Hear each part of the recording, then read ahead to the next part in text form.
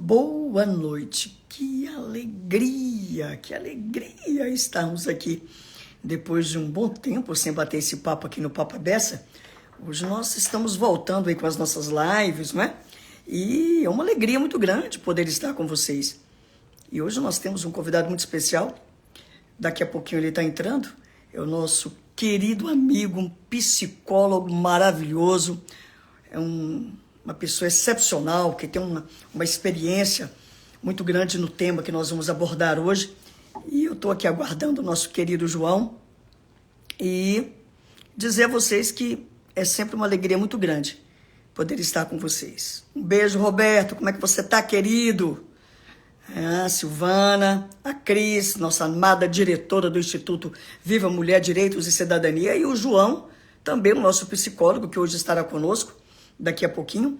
Ele também é nosso diretor, o diretor do Instituto Viva Mulher, Direitos e Cidadania. Esse instituto que tem feito um trabalho excepcional no Distrito Federal, em todo o entorno, e que a gente tem colhido bastante frutos, e eu tenho certeza que muitos outros frutos nós vamos colher. O João acabou de entrar e eu vou mandar para você, João querido, o convite, meu amado, para que você possa estar conosco aqui.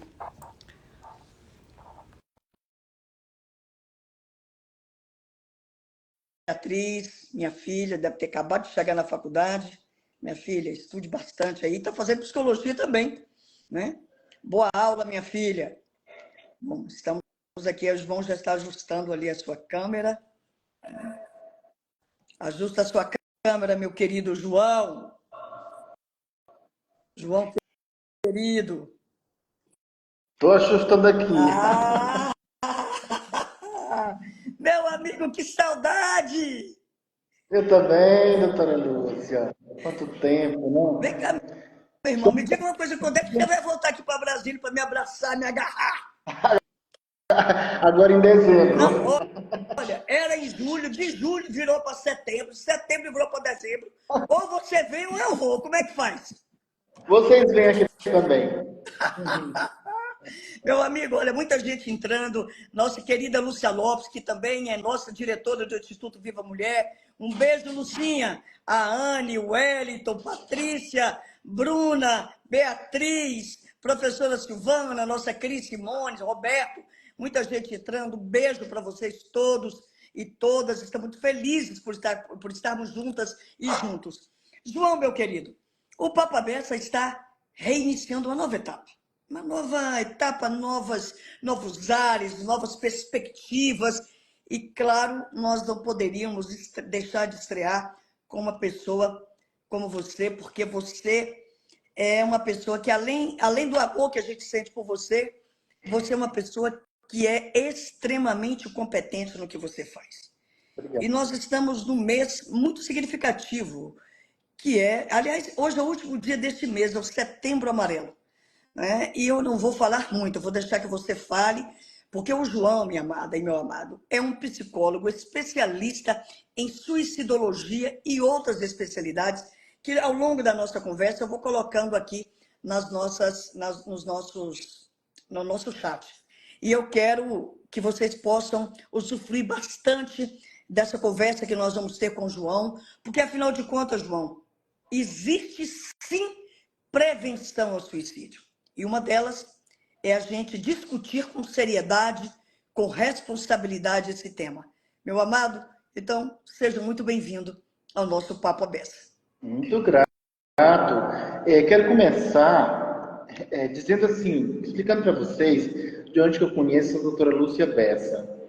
Veja, ela é uma pessoa comprometida com as questões sociais, eu também sou, temos afinidade.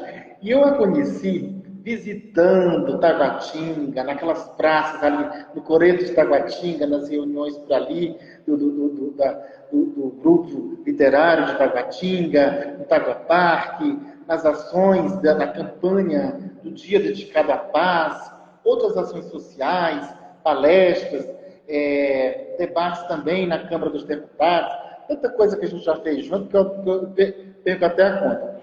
O que eu quero dizer para vocês que a doutora Lúcia, para mim, é uma querida do coração, amiga do coração, uma pessoa assim que eu admiro bastante. Primeiro, como ser humano. depois como mulher e como profissional. Porque onde ela passa, ela diz a que veio. E uma das questões que eu quero ressaltar é a oratória. Minha gente, a oratória da doutora Lúcia Bessa é uma maravilha. Ela tem uma oratória e assim ela toca a gente no coração com palavra. Então, quando eu a conheci de perto, eu disse assim, como você tem uma oratória assim, significativa, persuasiva e, aliás, eloquente. Então, esse foi o nosso encontro, e daí começou essa amizade, esse trabalho juntos, essas parcerias nas ações sociais que desenvolvemos no Distrito Federal, as entrevistas que eu fiz com ela na rádio, Rede Imaculada, foram várias entrevistas também, e participamos também no Papa Bessa, com Lúcia Bessa na TV, que ela justamente fazia um programa. Então, é muita história para contar, né? Muita Então, história, João. Muita história. Nós nos amamos, meu amado. Isso é que é importante. Nos amamos, nos respeitamos, nos queremos bem, né? E a gente tem muitos projetos juntos para impactar vidas e resgatar muitas vidas. Isso é que é o verdadeiramente importante. Oi, Amanda. Um beijo, minha querida. Quem entrou agora também aqui, João, foi a nossa querida Lídia, também diretora do Instituto Viva Mulher, Direitos e Cidadania. O Instituto está aqui em peso, né? E aí, com o tempo, também nós vamos falar um pouquinho sobre esse instituto, como você pode fazer parte dele, como você pode colaborar, porque quanto mais pessoas com o coração disposto a servir se unirem, mais vidas nós vamos impactar. Bom, João, meu querido, que mês é esse?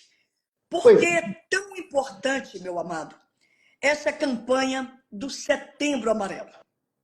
Vamos lá. Primeiro vamos trazer assim um resgate histórico. O amarelo, por quê? Nos Estados Unidos, o jovem Mike andava com o carro amarelo e justamente de um lado para o outro ele percorria em desespero, sem saber o que fazer. Naquele período, por volta dos anos 90, ele cometeu o suicídio dentro do carro, que era um Camaro amarelo. Então tem essa recordação. No dia do velório do jovem Mike, os jovens que estavam lá, que eram amigos dele, que também estavam em situação de sofrimento, de tristeza e de depressão, receberam uma fitinha amarela. E naquele momento, a campanha O Amarelo pela Prevenção do Suicídio começou no mundo inteiro. Dia 10 de setembro é o Dia Mundial dedicado à conscientização do suicídio. Vejam só. No Brasil, especificamente, foi trazido em 2014 pelo psiquiatra Dr. Geraldo. Quer dizer, para dar ênfase ao trabalho a ser feito de prevenção e conscientização do suicídio durante o mês de setembro todo. Mas tem um detalhe. Nós não podemos agora, atualmente, trabalhar a prevenção do suicídio só, ou tão somente, ou estritamente em setembro, porque as pessoas adoecem o ano inteiro. Então, a prevenção do suicídio é de janeiro a janeiro, o ano inteiro. Esse é o pedido que nós fazemos. Fazemos para cada uma das pessoas. Então, vamos tirar da cabeça que é só setembro amarelo. Não. Terminou o mês, vamos o mês inteiro, seguir para frente, de janeiro a janeiro, o ano inteiro. Por quê? Às vezes está do nosso lado um marido que sofre, um pai que sofre, um esposo, um filho, um familiar, um amigo, um colega de trabalho, e a gente não percebe. Aí alguém diz assim, ora, mas como identificar uma pessoa que está em risco de suicídio? Algumas pessoas apresentam características, apresentam sinais, como, por exemplo, uma pessoa que adoece de depressão e que tem uma ideia de querer tirar a própria vida. Então, já é um alerta.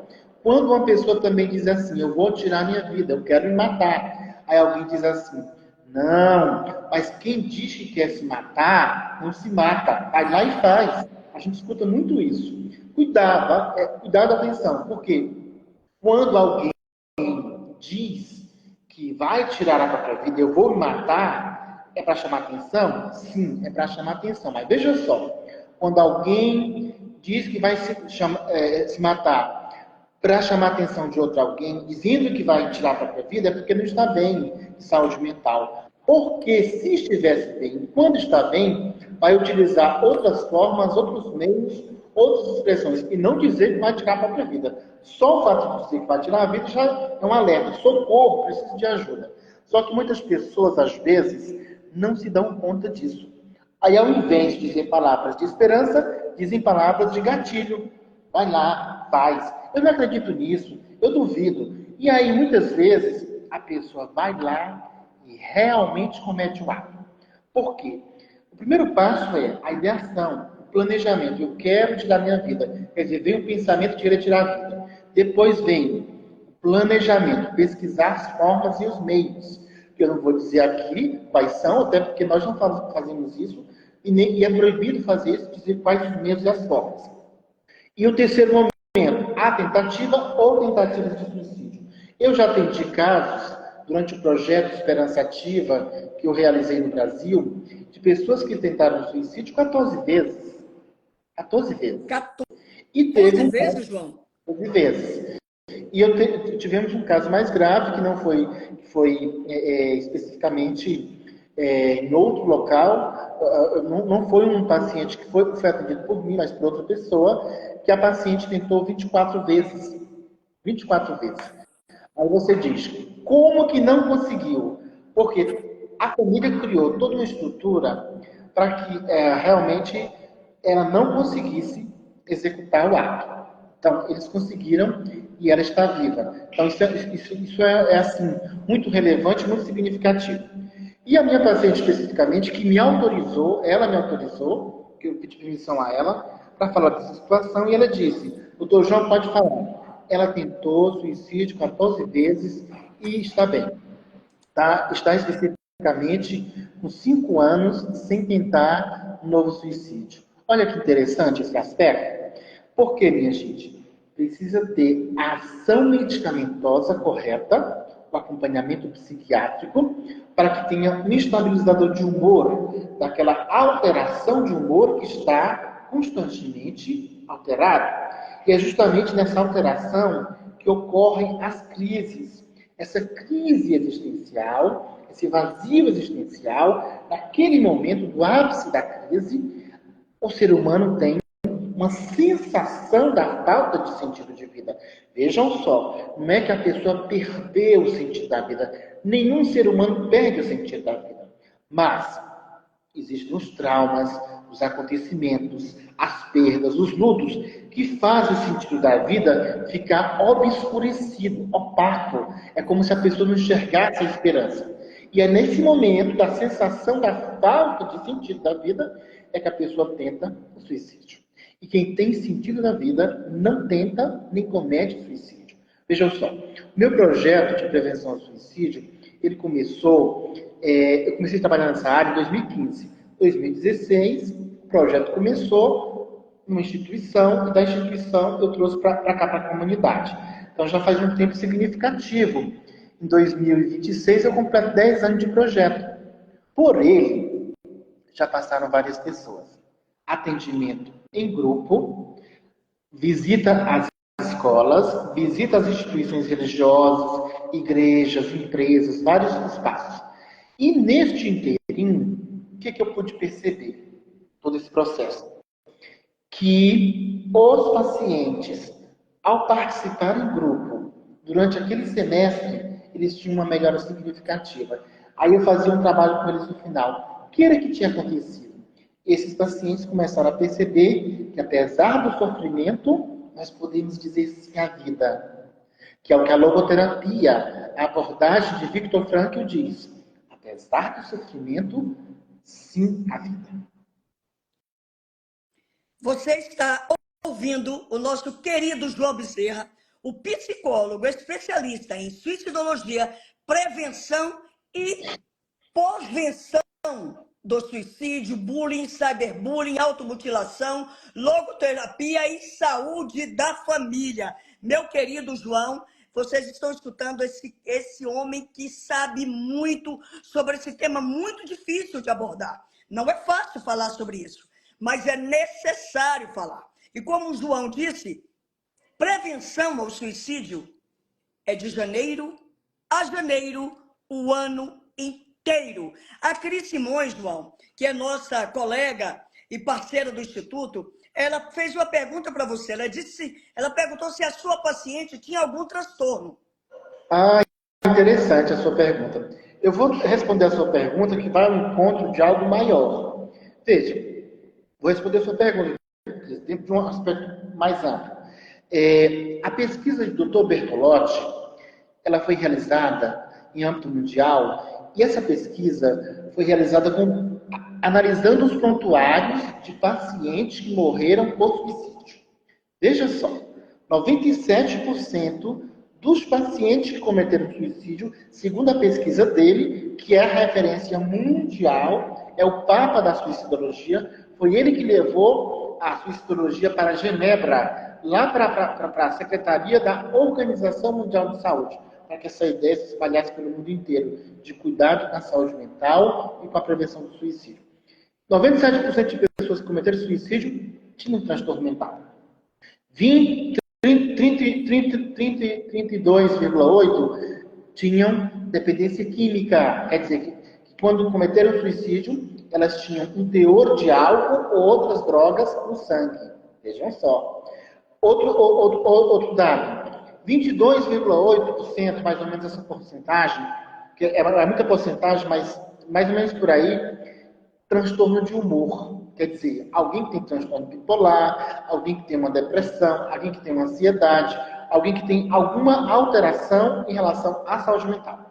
Outro aspecto, 10,5% das mulheres no período de transformação da vida, por exemplo, de mudança de uma fase para outra, mulheres com menopausa, homens com andropausa, pessoas com transtorno de adaptação, pessoas com transtorno borderline, que aí vai ao encontro do que você me perguntou. Essa paciente, ela tinha transtorno borderline. E o paciente com transtorno borderline é um dos mais difíceis de ser tratados por nós, que somos psicólogos, e pelos psiquiatras. E grande parte deles tenta ou comete suicídio. João, por que a pessoa que tem esse transtorno de borderline é tão difícil assim? Esse cuidado, esse tratamento? Vamos considerar assim, vou falar de uma linguagem bem clara para ficar mais fácil Sim. para as pessoas entenderem, porque aí fica mais fácil. Uma pessoa com transtorno borderline é aquela pessoa que chega e ela faz amizade com todo mundo, com muita facilidade. E ela tem competência, ela tem habilidade, é uma pessoa inteligente. Mas em relação ao mundo das emoções, é uma pessoa que, segundo a gente fosse considerar, segundo a psicanálise, né? É um ego frágil. Qualquer coisa ela perde o controle. Então, ela vai assim, do amor ao extremo, para a fúria ao extremo, agressividade ao extremo, afeto ao extremo. Então, ela varia todo o tempo assim, todo o tempo. Essa oscilação de comportamento, veja, um transtorno de humor, transtorno borderline, quer dizer, desculpa, é um transtorno relacionado à personalidade. É um jeito de ser dessa pessoa, quer dizer, é um jeito de ser, de funcionar, que vai se estruturando ao longo da vida. O que requer o acompanhamento psicológico e também o acompanhamento psiquiátrico. Essa paciente que me deu autorização para falar da situação dela, da recuperação, especificamente, ela participou um ano do grupo de psicoterapia e durante um ano ela não tentou suicídio. Olha que interessante. Durante todo o processo, uma das falas muito relevantes, ela disse: aqui eu fui atendida como ser humano e não o doente da doença. Porque com os meus pacientes em grupo ou no meu consultório, o meu cuidado é, como psicólogo, e deveria ser todo psicólogo, atender o ser humano que vem, e não a doença especificamente. O diagnóstico, minha gente, é uma consequência. O diagnóstico é um processo. O mais relevante ali é aquele ser humano que vem, que se apresenta. Olha só, nós estamos aqui com uma moça que está nos assistindo, o nome dela é Bruna, e ela disse assim: meu nome é Bruna, fui paciente, eu participei do projeto Esperança Ativa e Proteção ao Suicídio. Sou totalmente grata ao projeto e a esse homem com total conhecimento e profissionalismo. Minha gratidão.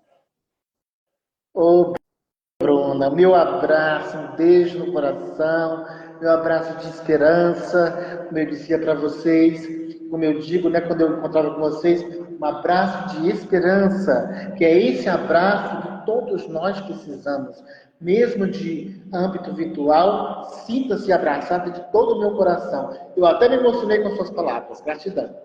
E a Cris Simões está perguntando, esse projeto é em grupo ou individual? O projeto é em grupo, Cris. Ele é em grupo. É um projeto presencial e ele pode também ocorrer online.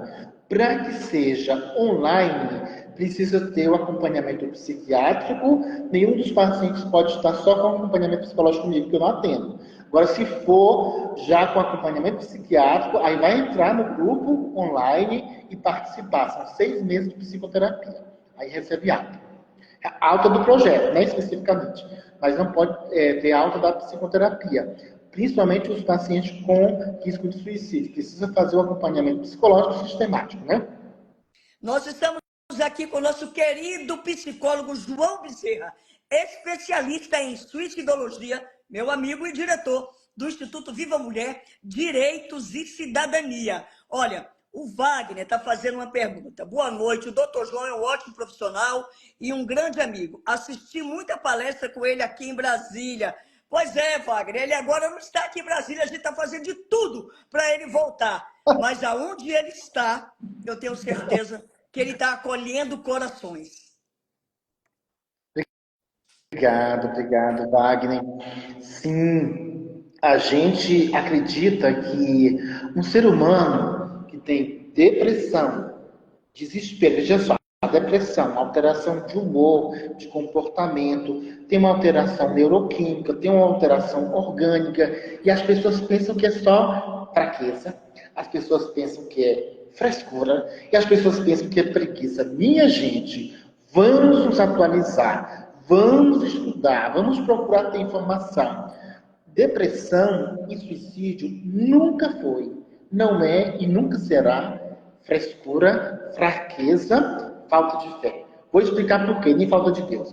Não é frescura, porque existe, como eu disse antes, a alteração neuroquímica, né? E essa alteração neuroquímica em relação ao cérebro vai alterar o corpo em relação ao humor, ao ânimo, ao desânimo, à produtividade, a querer se levantar de uma cama, a querer tomar um banho, a querer se alimentar, a querer cuidar da aparência, querer ficar no quarto com as portas fechadas, as cortinas e janelas fechadas. É assim que a pessoa fica. E outra coisa, não é fraqueza. Por quê? Do mais forte ao mais fraco, ser humano pode adoecer. O grande líder pode adoecer. Inclusive, muitos líderes adoecem de depressão e até de risco de suicídio. Então, não é fraqueza, minha gente. É um adoecimento bio, psico, social e espiritual. Aí vamos lá, não é fraqueza, não é frescura, não é falta de fé. Nós temos pastores que cometeram e cometem suicídio, nós temos padres que cometeram e cometem suicídio. Então, quer dizer, não é uma falta de fé. É como eu disse lá no início. Esse ser humano passa por uma crise existencial. Naquele momento da crise, existe essa sensação de que parece que a vida não tem um sentido. E aí a pessoa, naquele momento de desespero, de desamparo, de desesperança. Desespero, porque não sabe o que fazer. Não sabe mais o que fazer. Às vezes já fez de tudo para encontrar um caminho para sair da situação e não conseguiu. Tem gente que não consegue às vezes. E aí também desamparo. É como se sentisse assim, ninguém me ama, ninguém me quer, ninguém está ao meu lado. E a sensação de desespero, desamparo e desesperança. A desesperança, eu não acredito mais em mim. Eu não acredito mais em ninguém. Eu não acredito mais em Deus, como algumas pessoas falam. E a outra questão é a depressão. A depressão em si, os 4 Ds. Desespero, desamparo, desesperança, depressão. Quem tem esses 4 Ds está numa situação de risco de suicídio, sim. Precisamos ter atenção. Minha gente, toda a riqueza do mundo, todo o dinheiro que a gente tem, toda casa luxuosa, todo carro mais caro, todo o dinheiro do banco, todo o status social, nada nada se compara a 1 minuto de vida. Por quê, minha gente? Num minuto de vida, se você chegar a tempo, você pode resgatar uma pessoa que está prestes a tentar o suicídio ou cometer o suicídio e você está ali. Muito mais do que palavras e receitas, diga, conte comigo. Eu estou aqui. Segura na mão da pessoa, olha nos olhos, conte com o meu apoio. Porque muitas vezes a gente quer fazer o quê? A pessoa vem com sofrimento e a gente começa a cutucar, né? A ferida. Aí começa a aumentar a ferida. Aí começa a cutucar. Mas por que isso? Mas por que aquilo? Esquece-se que, às vezes, a pessoa não quer que ninguém fale nada. Não quer que ninguém se ela só quer ser escutada. É verdade, João. Porque no dia a dia, o barulho dos carros, o barulho do trânsito, o barulho do trabalho, o barulho do dia a dia é muito grande. Então, aquele momento de silêncio é um momento de escuta. Eu costumo dizer que quando eu dou minhas palestras, eu sou professor, sou palestrante, sou ator, sou pai, sou mãe, sou tudo. Ali é onde eu entro em cena, né? Mas saindo dali, no meu consultório, é onde eu tenho o meu silêncio.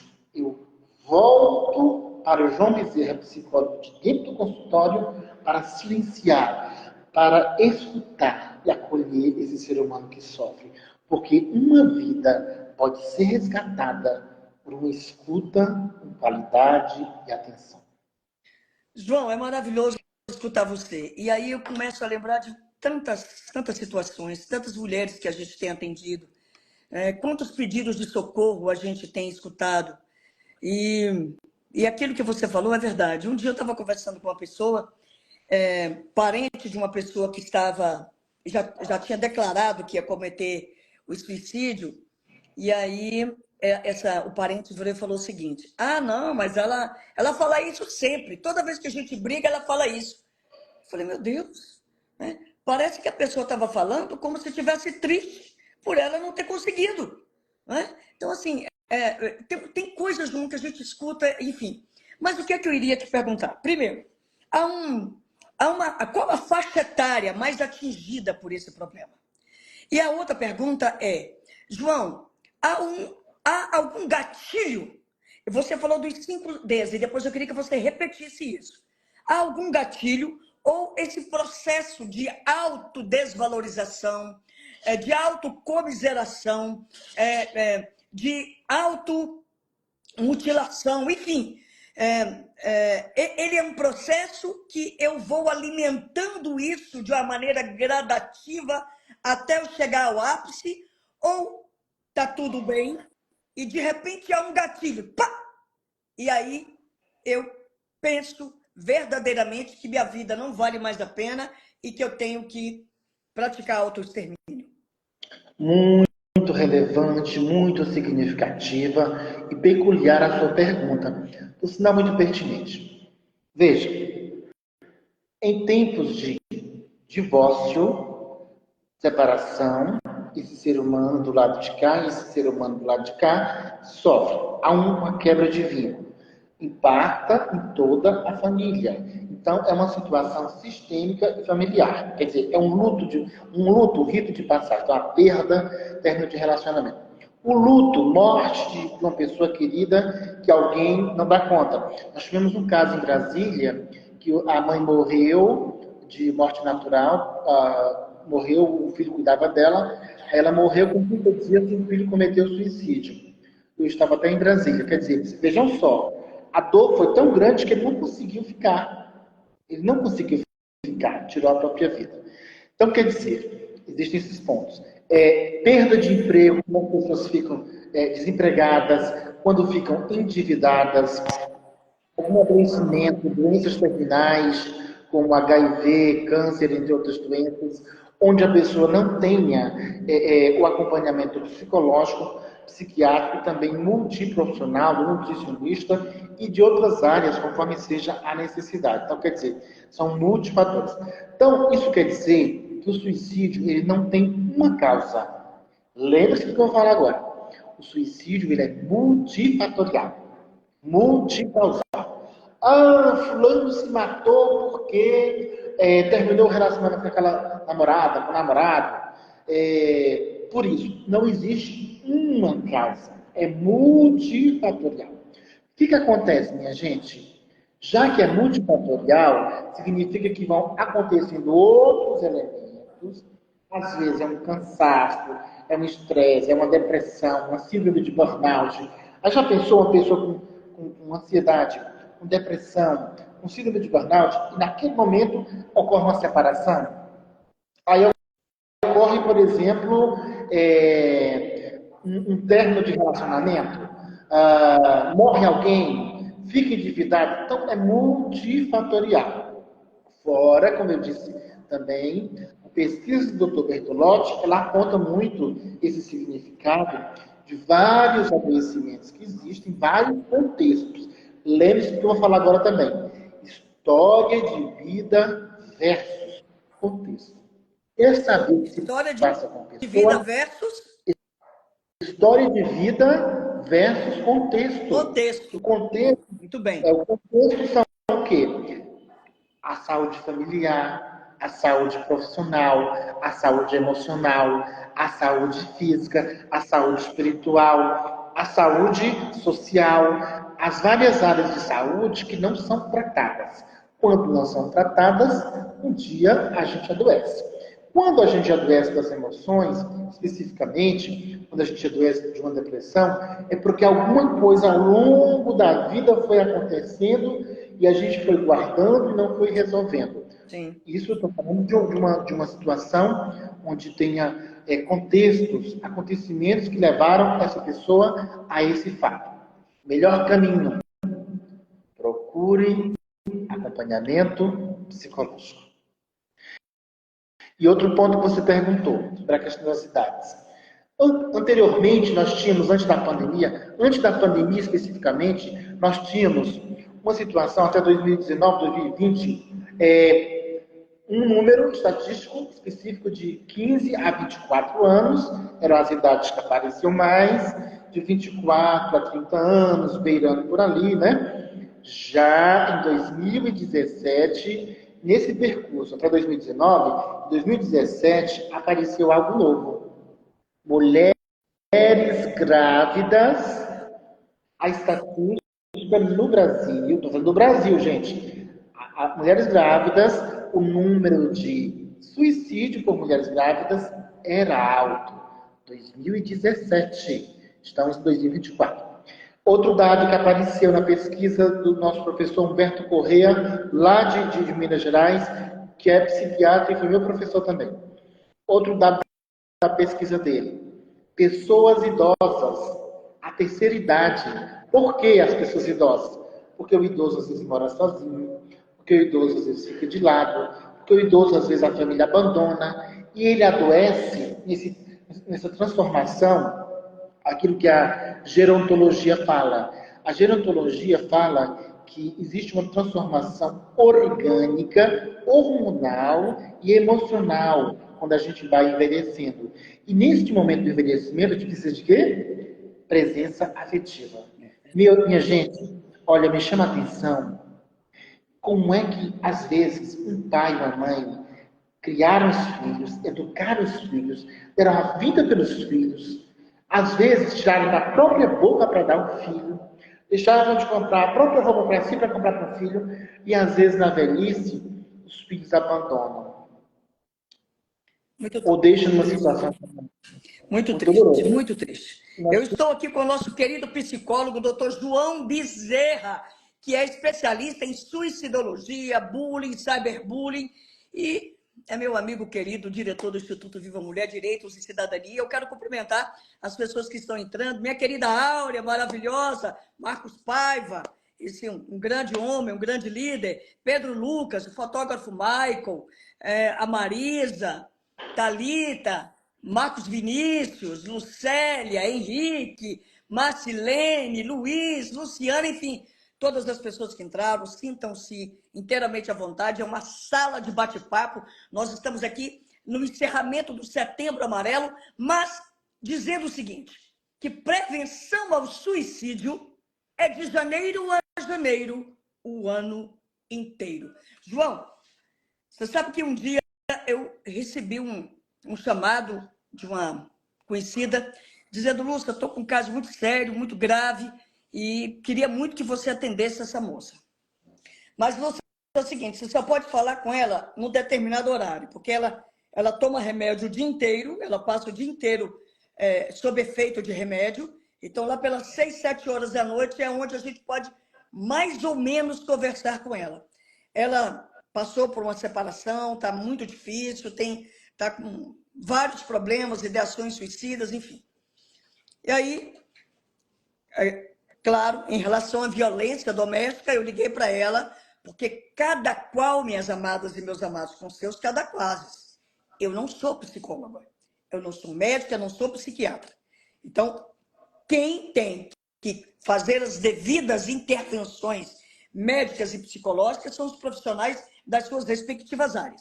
Fui conversar com ela por conta dessa questão da violência doméstica que ela disse estar sofrendo. Liguei para ela 6 e pouco da tarde.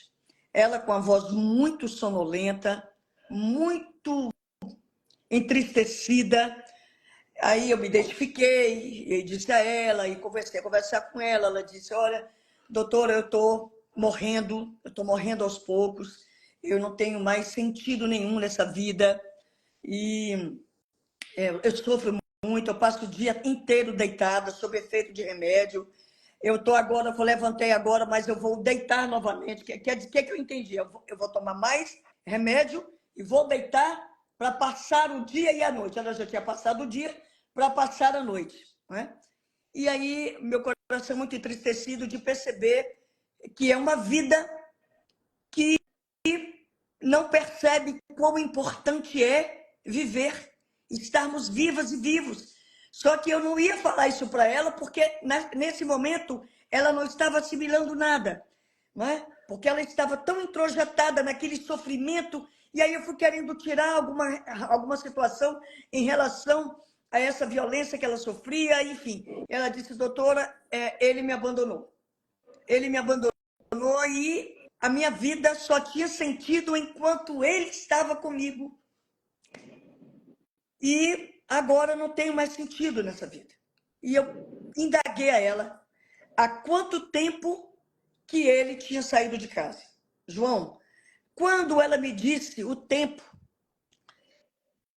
eu percebi a profunda tristeza dessa jovem senhora e a escravidão que essa mulher estava sofrendo, presa a um passado, sabe de quantos anos? 7. 7 anos, João, que esse moço tinha abandonado, tinha separado, tinha deixado essa moça.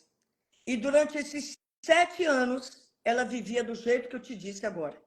Durante 7 anos, ela permaneceu nessa vida de não vida, né? Nessa vida de presa a uma situação que não existia mais. Meu amigo, o que dizer, meu amigo, para uma mulher como essa e tantas outras mulheres, João, que têm sofrido essas perdas, esses lutos, mas que essas perdas e esses lutos, João, têm sido permanentes na vida dela. Porque eu e você, nós podemos passar por um luto. Aliás, eu me permito passar por lutos da minha vida, né? Só que eu imponho para mim períodos de luto, né? O meu luto é rápido, né? Uma perda, enfim, quem me conhece sabe quantas perdas eu tive nessa vida. Mas eu me permito por um tempo, não é a vida inteira, não é toda uma existência. O que é que eu digo? O que é que você pode dizer, João? E vou dizer mais. Algumas delas, João, estão assistindo a live hoje, né? O que dizer, João, para essas mulheres cujas perdas estão sendo tão dolorosas ao ponto dela pensar em autoextermínio? Muito bem. Um ponto muito relevante na sua pergunta é compreender que nessa situação existe uma dependência psicológica, uma dependência afetiva, uma dependência física. Nesse sentido, gera um relacionamento tóxico. E esse relacionamento tóxico vai ao encontro de uma das suas falas, que de vez em quando a gente dava palestra, você dizia, eu fiz tudo por ele. Lembra que eu falei? Que você falava? Eu fiz tudo por Exatamente. ele. Aí, vamos lá. Eu fiz tudo por ele. Eu fiz tudo. Já que eu fiz tudo por ele, então, fiz tudo. Significa que não sobrou nada para mim. Nada, Para mim, nada. para mim, o que é que eu preciso fazer por mim, minha gente? Nenhum ser humano, homem ou mulher, quem quer que seja, de acordo com a orientação sexual, seja como for, merece o nosso não viver. Existe uma dignidade. Nós nascemos para ser plenos. Nós nascemos para a vida plena, para dar o nosso melhor para nós, para o outro e para o mundo. Esse é um ponto muito relevante. Uma pessoa que passa por uma situação como essa são mulheres que têm são pessoas, pessoas que têm um relacionamento com alguém que possivelmente, aqui eu estou fazendo uma hipótese, tá? Uma hipótese quase afirmação, porque dependendo dos casos é uma afirmação. Quando a gente se relaciona com uma pessoa que tem transtorno de personalidade narcisista, veja só, transtorno de personalidade narcisista, ele chega, aquele homem perfeito, aquela mulher perfeita para você, aquela pessoa dos seus sonhos, meu Deus, adivinha meus pensamentos, como é que pode? Chega com flores, diz que você é a pessoa mais bela, aquela coisa toda. Opa, cuidado. Quando a esmola é grande, até o santo desconfia. Olha esse ditado popular. Cuidado, cuidado. Ele é verdadeiro. Como assim? Ninguém chega na vida da gente de uma hora para outra sendo a pessoa encantada. Essa pessoa encantada não existe, minha gente. Esse homem, essa mulher que vieram encantados, perfeitos, não existe. Isso é engano. Observe a pessoa a partir dos atos. Atos convencem, ou melhor, os atos testificam. A palavra convence, mas os atos testificam. Então, quer dizer, acredite numa pessoa pelos atos. Palavras bonitas, os políticos têm, as pessoas falsas têm, o transtorno de personalidade narcisista tem, entre outros, o psicopata tem, até o psicopata tem, né? Para enganar suas presas como se fosse uma teia de aranha. E aí, quando você cai nessa história, aí lá se vai. Daqui a pouco a pessoa começa a se distanciar de você. Daqui a pouco não telefona. Daqui a pouco você liga, ela não atende. Daqui a pouco você manda mensagem, ela não responde. Esse é o transtorno de personalidade narcisista.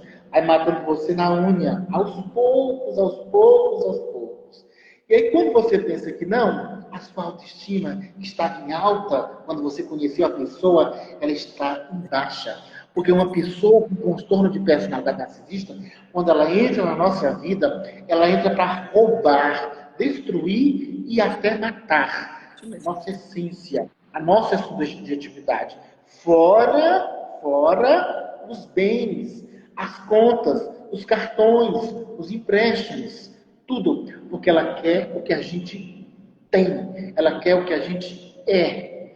Tudo o que a gente é. Então, quando você procura um psicólogo para se tratar de uma situação como essa, pode ter certeza, esse relacionamento ele vai ter um fim, porque você vai se amar de novo, você vai se cuidar de novo.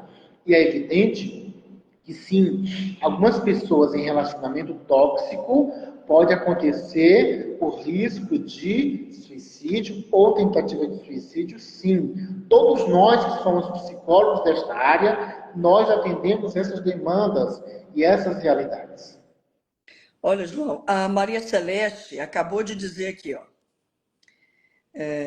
tenho passado por isso.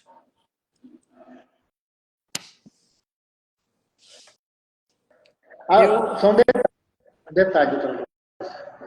Existem mulheres que têm transtorno de personalidade narcisista também, mas ainda, segundo as pesquisas, são mais homens, tá?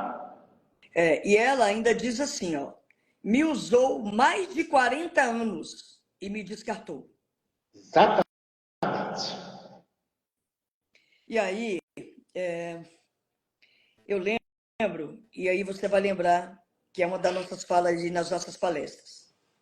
Sabe, Celeste, um dia uma moça me procurou numa dos nossos atendimentos e ela disse assim: doutora Lúcia, foi isso que o João falou. Ah, eu já me dei toda para isso, doutora Lúcia. Doutora Lúcia, eu me dei 100% para essa relação. Por que não está dando certo, doutora Lúcia? Se eu me entreguei 100%, doutora. E aí, João e Celeste, eu disse para essa moça com muito amor, com muita compaixão: minha amada, você já disse a resposta. Né? Quando eu me entrego, Celeste, 100% para alguém, não resta nada de mim para mim mesma. Nada. Não resta. E aí, não restando nada de mim para mim mesma, eu aceito qualquer coisa. Eu aceito uma relação narcisista, tóxica, abusiva, né? Sádica, enfim, masoquista. Eu aceito qualquer outra relação. Então, amada, aliás, eu vou deixar isso para o João falar, né? João, numa situação como essa, João, como é que nós, até nós que somos defensores e defensoras da vida, são duas perguntas. Primeiro, como nós podemos atender essas pessoas, né? Homens e mulheres, porque como disse você, os homens também estão passando por muitas situações de desvalor, não é? Muita situação de desânimo, não é? Muita situação também de entender que a vida não vale mais a pena. Não é? Isso não é só mulheres que sofrem essa situação, somos todas. Homens, mulheres, jovens, crianças, não é? Idosos, todas as pessoas. E aí, João, nós, enquanto defensores e defensoras da vida, o que nós podemos, qual o conselho que a gente pode dar para uma pessoa como essa? E, ao mesmo tempo, eu te pergunto, como profissional da área, como essa pessoa que está com toda essa situação, João, todos esses pensamentos ruins, não é? Qual o primeiro passo que uma pessoa que está numa situação de desvalor, né, de desânimo, pode dar? Muito bem. Uma pessoa que esteja adoecida em depressão, o risco de suicídio é causado por um relacionamento tóxico, especificamente em contextos de violência intrafamiliar, que envolve essa pessoa, envolve até membros da própria família. Essa pessoa precisa de 3 pontos muito peculiares: o acompanhamento psicológico, para compreender onde está e onde ela quer chegar e como ela pode sair da situação, o acompanhamento do advogado, porque você vai precisar de um advogado, de uma advogada especialista na área para lidar com a situação, porque possivelmente vai ter danos materiais. Geralmente tem, gente, ao patrimônio. E a outra questão, vai precisar de um acompanhamento médico, porque precisa de uma ação medicamentosa para que você possa sair dessa situação aos poucos e organizar o seu corpo, que muitas vezes está adoecido, que não responde à vida. Então, quer dizer, ação medicamentosa para ter um estabilizador de humor, o acompanhamento psicológico, o acompanhamento também de um advogado e outros profissionais conforme seja. Outra questão muito relevante: não permita que alguém entre na sua vida e sequestre, roube a sua subjetividade.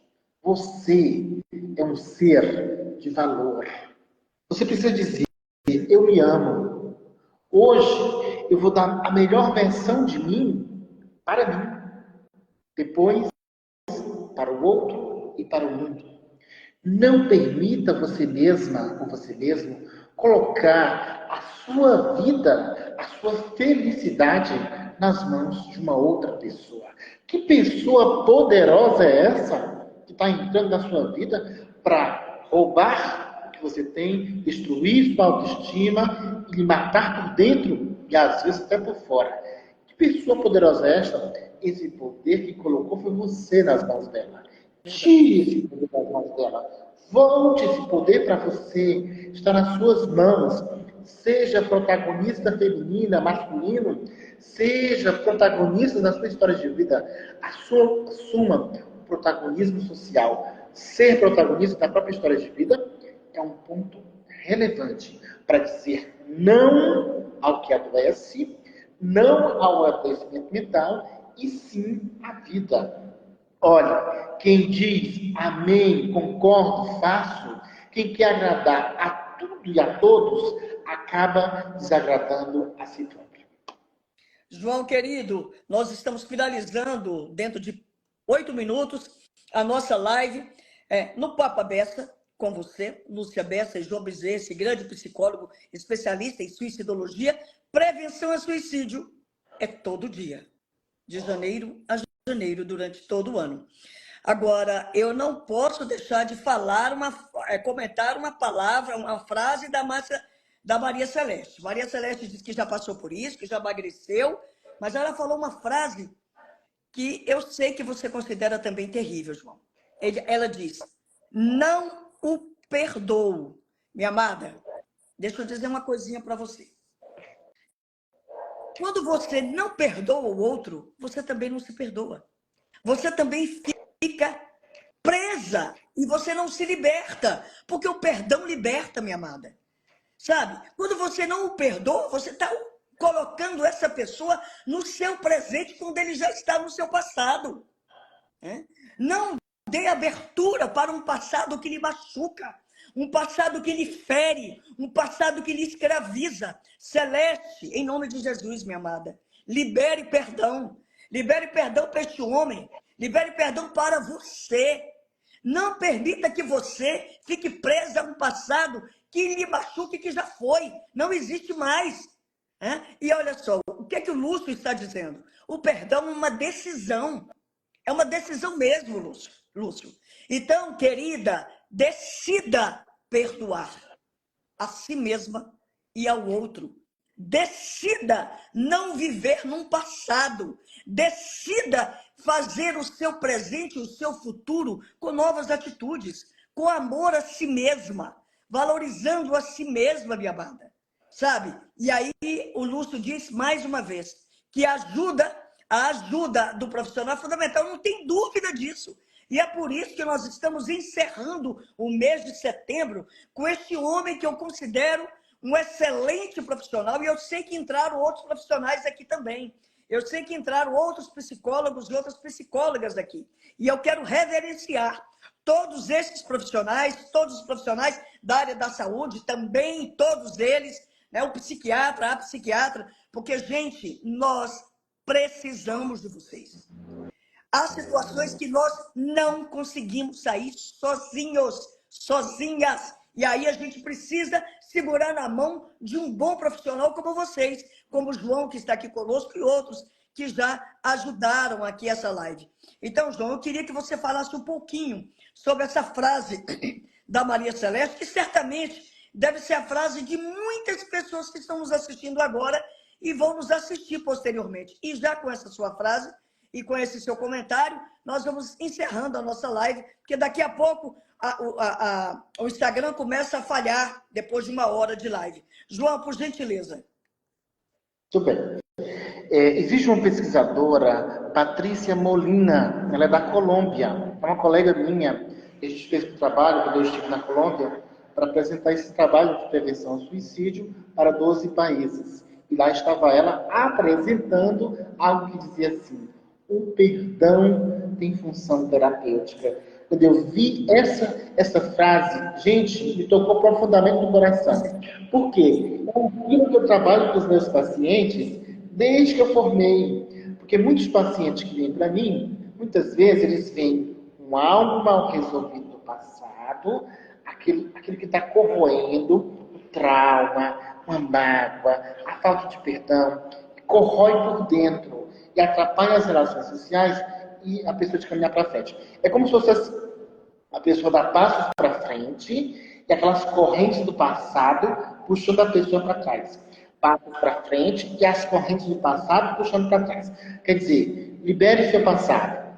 Primeira questão, é muito relevante o que ela coloca sobre o perdão como função terapêutica, onde nós temos que ter o auto-perdão. Eu me perdoo porque eu errei.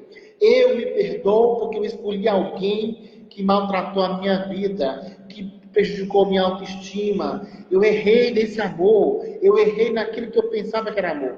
Eu me perdoo. Eu dou o perdão, quer dizer, eu dou o perdão a essa criatura, a essa pessoa que me fez o mal, porque eu tenho que tirar ela do meu passado, quebrar as correntes do passado, deixar ela no passado e pegar o livro da vida, desse livro que a gente precisa ter, a metáfora do livro da vida, eu preciso escrever uma nova história. Eu preciso usar o verbo recomeçar. Esse é o verbo principal. Recomeçar. Perdão, recomeçar. Perdão, recomeçar. Aí vem o terceiro elemento. Eu peço perdão. Só que às vezes não se consegue pedir o perdão. Primeiro, porque a pessoa não aceita que a gente chegue perto dela. E segundo, porque às vezes a pessoa morreu. Como é que eu vou pedir perdão a alguém que já fez o mal que morreu? Não tem como. Então, quer dizer, pelo menos você se perdoe e dê o perdão. Não pode pedir perdão porque a pessoa morreu, porque às vezes a pessoa não aceita, então não peça. Mas pelo menos volte o perdão e dar o perdão, mesmo que a pessoa não esteja presente diante de você, você lá no seu quartinho, se senta na sua varanda, na sua rede, na sua cama e diz, de todo o coração, eu perdoo fulano. Isso, você fazendo essa lembrança, essa recordação, ativa a pessoa da sua história. Então é muito relevante pensar esse aspecto. E se tratando dos homens e as mulheres, a gente não pode esquecer um detalhe muito significativo, que no Brasil e no mundo, mais mulheres tentam suicídio e mais homens cometem suicídio. Por que, doutor João? A forma que as mulheres tentam é de um jeito, a forma que os homens tentam é mais letal. Significa que quando eles tentam, eles já tentam de um jeito que execute o ato. E as mulheres, justamente, mais tentativas. Tá? Então, para terminar minha fala, né, deixar uma recordação para vocês, aqui eu estou com uma blusa que diz aqui, ó, quero ser na vida girassol. Tem um girassol bem aqui, ó, tá vendo? Quero ser na vida girassol. Quer dizer, a metáfora do girassol é assim. Nos tempos de chuva, o girassol se vira um para o outro para que esse girassol aqueça esse girassol e eles não morram, eles consigam sobreviver. E nos tempos de sol, o girassol se volta para a luz. Do jeito que é o sol, o girassol se movimenta. Que sejamos nós assim, voltados para a luz, em tempos de sol, voltados para a luz, todo tempo. E em tempos de frio e chuva, de adoecimento ou de tristeza, que a gente esteja ao lado do outro para fortalecer, assim como o girassol, um ao lado do outro, para que essa pessoa consiga sair dessa situação e siga adiante. Quero dizer para vocês, doutora Alexandrina Meleiros, doutor Carlos Aragão, do Piauí, e ela que é de São Paulo, entre outros pesquisadores do Brasil dessa área, meu amigo lá da Bahia, Manuel Messias, e outros profissionais do Brasil, nós temos levado essa mensagem de prevenção onde existe a via da esperança. A logoterapia, que é a abordagem psicológica que eu trabalho, criada por Viktor Frankl, ela diz, todo ser humano tem um sentido da vida. É o para quê. É o para que viver. Para que continuar. Quando a gente acorda de manhã, a gente pensa, o que eu vou fazer hoje? Para que eu existo? Qual tarefa eu vou cumprir? Qual chamado da vida eu vou responder? Isso é logoterapia. Isso é sentido da vida. E o sentido da vida também está relacionado quando eu saio de mim para ir ao encontro do outro. Não se tem amor para si.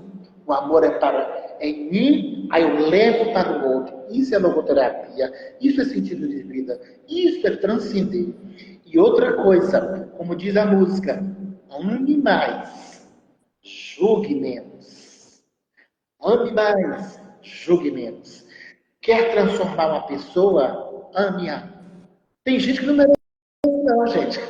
Mas a gente está ali, porque filho, marido, esposa, quando a gente está em sofrimento, a gente muda o nosso jeito de ser. Tenha paciência. Às vezes não merece naquele momento que está doente, mas esteja ao lado dele. Paciência. O amor pode transformar muitas pessoas. Ai, João, você é maravilhoso, meu amigo querido. Amo demais, ó. Amo demais. Gente, nós ouvimos este psicólogo fantástico, amigo querido, ser humano da melhor qualidade e especialista em vários temas difíceis, áridos, porém extremamente necessários. João, mas antes de terminar, olha, tanta gente maravilhosa aqui, ó. Olha, a nossa live se viu até para DR aí, viu? A Patrícia pediu, através da nossa live, que a Fernanda Thaís perdoe o Fernando. Fernanda, perdoe o Fernando. Libere perdão. Liberar perdão é livrar-se de amarras que nos fazem sofrer. Então, libere-se. Libere perdão, né? Libere amor. A gente deve guardar dinheiro e amor, gente. Mágoa não, pelo amor de Deus. Pelo amor de Deus. E a Patrícia está aqui. Doutora Lúcia, Fernando Felipe mandou um abraço. Um outro para você, Fernando, e outro para você também, Patrícia. Olha, e a Márcia, aliás, a Celeste, disse assim, que estava precisando ouvir isso e que foi a primeira live, João, que ela assistiu na vida dela. Olha que responsabilidade, né, João? Que coisa maravilhosa. Luciene Bessa, nossa irmã e diretora do Instituto Viva Mulher, Direitos e Cidadania. Obrigada, irmã, por você estar aqui conosco. A Jaqueline, maravilhoso pelas palavras. Obrigada, querida. Um beijo grande para vocês, todos e todas. E olha, Vera, minha amiga querida do coração, maravilha ter vocês todos e todas aqui. Doutor João, Brasília precisa do senhor aqui. Olha, Bruna, nós vamos ter que fazer hashtag Volta João, não é? Que a gente precisa demais dele aqui. Amadas, amados, agradecendo demais a cada uma e a cada um de vocês, a você, João, amado do nosso coração.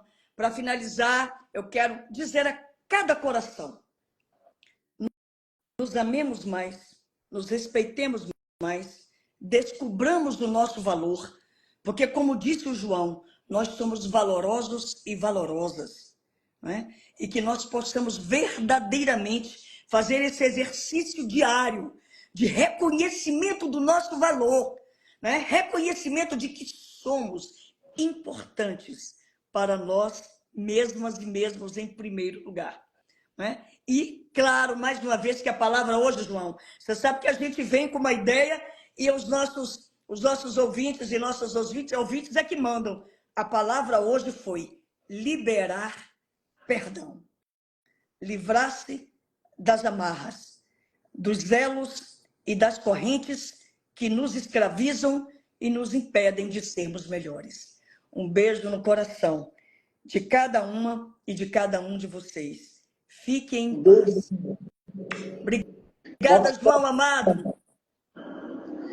Gratidão. Adolfo, você acabou de entrar e a live acabou de acabar. Mas aguardem que outras virão. Joãozinho, nós vamos fazer uma nova live falando sobre aquelas mentes criminosas novamente, viu? Mentes Criminosas, parte 2. Tá? Aguarde o nosso convite. O pouco que estive aqui foi de grande aprendizado. Lúcio, o aprendizado que você também nos ensinou muito hoje. Fique com Deus! Tchau, beijo.